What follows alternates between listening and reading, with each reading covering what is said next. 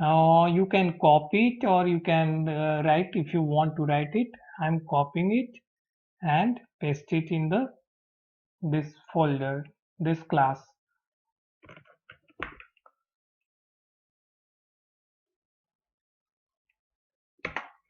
Okay, done. So this is the thing. So whatever the value you have given here, once the application will run, it will automatically assign to this variable, this parameter, because the prefix is file. So we have only one properties whose prefix or which start with name file. So this value will be assigned in the this variable. Now come to the next step. Whatever the next step we have. Step number 4, enable the configuration properties in the main class. So what you have to do, this will only possible when you have to give the direction to the main class to enable that thing, that property, so that it will automatically assign. So for this purpose you have to add one annotation which is enable the configuration properties.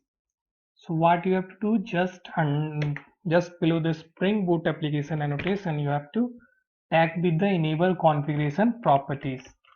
Now it's all done. So this is the thing, and fix the import. Once you fix the import, now come to the another step. What we have, create a service class for storing the file and retrieving it. So basically in this step, we are going to create a one service class or the one dedicated class in which we are going to manage once the file is get uploaded.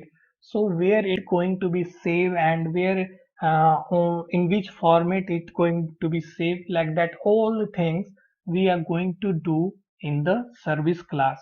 So here all the logics I have written, whatever the things you have to do to store properly.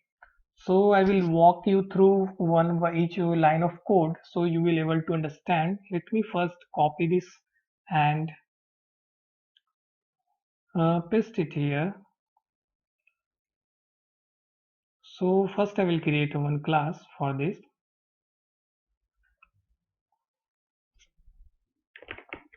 Give the name file storage service.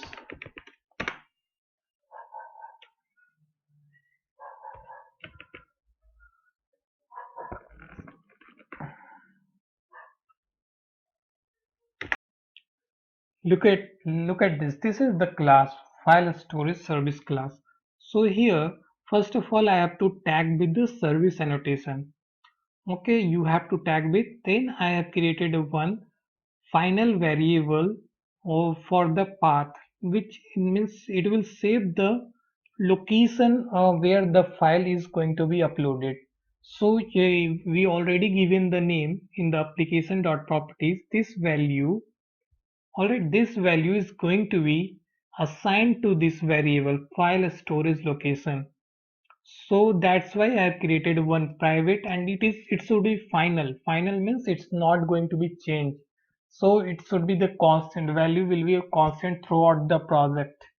So once it is done, then next step we are creating one constructor, parameterized constructor, file storage service constructor.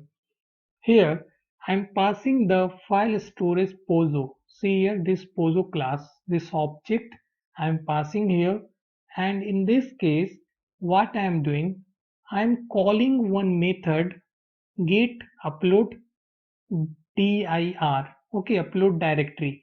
I'm calling this method on the object of POSO class because inside the POSO class this method is present get upload directory, and I told you it will return the location or the path where the file will be saved.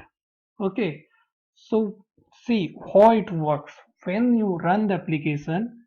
Okay, at that point the value present in the directory here, in this case it is go to the file storage POSO class and it will assign to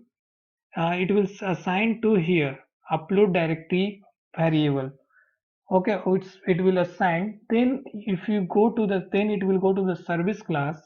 service class, and it will automatically call the, since it is creating the object of the file storage service, so the constructor will automatically execute it. So once the constructor is executed, it will call that get upload directory parameter, and the file location will, it will return. And we are, what we are doing, we are setting this file location in this file storage location value, okay, variable. In this variable it will store that location. So this is the whole purpose of this constructor. It is storing the value, and after that, see here this line, after that we are creating a directory in that location. Where, which location? In this location, C, under users, under my system username, and under the folder, this folder or the directory it will create in that location once it get executed, this line. Okay, so this is the whole purpose of parameterized constructor in the file storage service. Now come to the another important method. We have a store file method. We have them define a one store file method. So the purpose of this method is to fetch the name of the file. Suppose you uploaded a file here.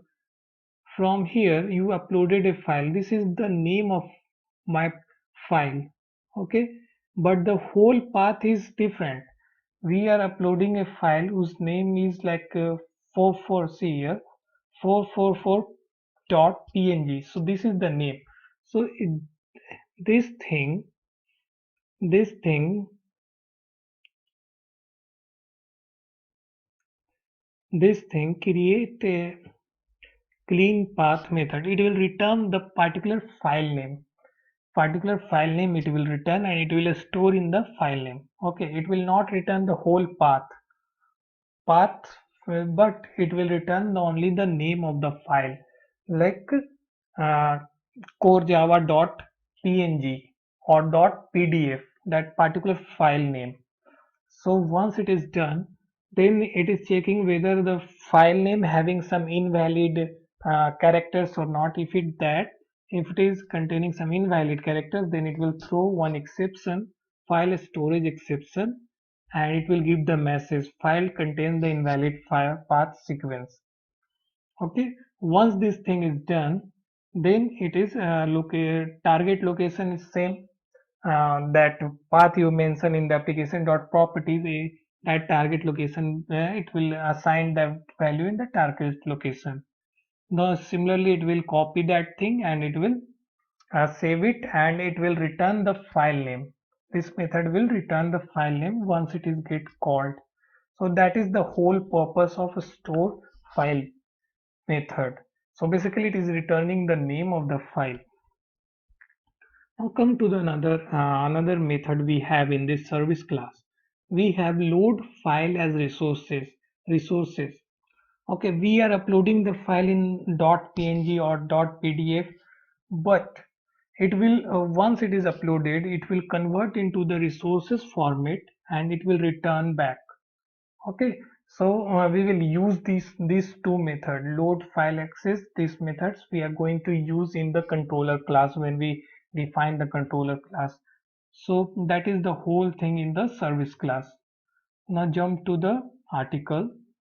Next step, and here see I have given all the explanation. If you want to read it, then it will be very good for you, because I explain very clearly each and everything.